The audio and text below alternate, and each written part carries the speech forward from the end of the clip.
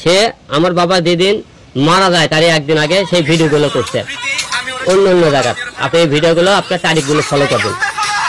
আসল কথা আমার কথা, সে মনে করেন আমার যদি স্ত্রী হয়, সে আমার অনুমতি ছাড়া বাইরে সে কাজ করার অধিকার থেকে রাখে।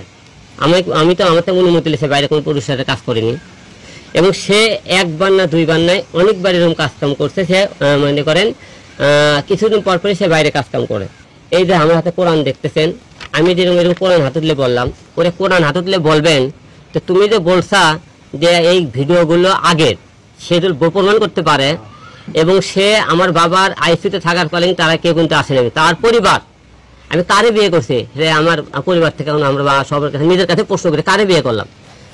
রিয়া শুধু হিরো আলমের দরকার, তার বাবা মাকে দরকার নেই। তার পরিবার, তার নিজের বোন এবং ভাই ভাবি, তারা সবাই মিলে এক ফ্যামিলি এক জায়গায় থাকে।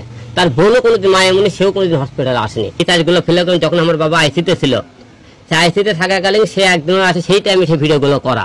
তার পেজে দেখবেন এবং পেজের আমি অন্য অন্য যে পেজের দেখালাম ভিডিও, সেই ভিডিও দেখবেন। কবে ভিডিও করবো সেই ছেলে নাম্বার দেবো, যার সাথে ভিডিও করছে তার সাথে আপনি নাম্বার দিয়ে কথা বলে দেবো, তাদের সাথে বলবেন তাদেরকে। এবং তাদের যে প্রতিটা বারে যারা অশ্লীল নাচ গান করে সেই ভিডিওগুলো আমার কাছে কিছু আছে।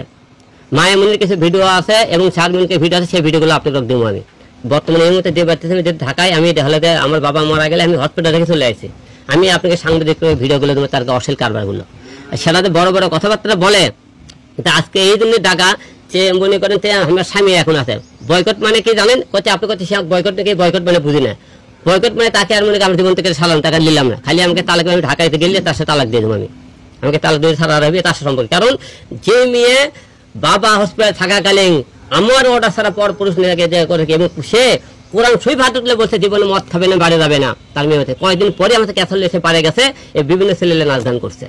আপনি ভিডিওগুলো দেখবেন, সে মনে করেন যে মেয়ে স্বামীর কথা না শুনে সে মনে করেন বাড়ি যায়, নাচ গান করে, ভিডিও ক্যাসেল হলে সে অন্য পরপুরুষ করে লেগে, যে অন্য পরপুরুষের সাথে গান করে, তার সাথে এমন অনুমতি নিলে গান করতে হয়। সে আমার থেকে অনুমতি নিলে গান করছিল?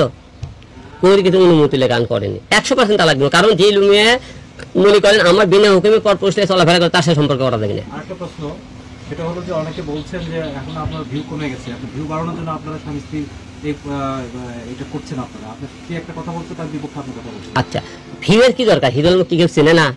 যে আপনি কিন্তু এই ভিউ নিয়ে চালালে হিরো আলম সারা ওয়ার্ল্ডে চেনে যে আমার কেন ভিউ দরকার, যে আমার এই কারণে আপনি কি যে কোনো নেগেটিভ কোনো কথাবার্তা বলে ভিউ ট্রেন্ডিং আসা লাগে। আমি কি আজকে একবার ট্রেন্ডিং আসছি? প্রতি বছরে এমন কোনো না কোনো বিষয়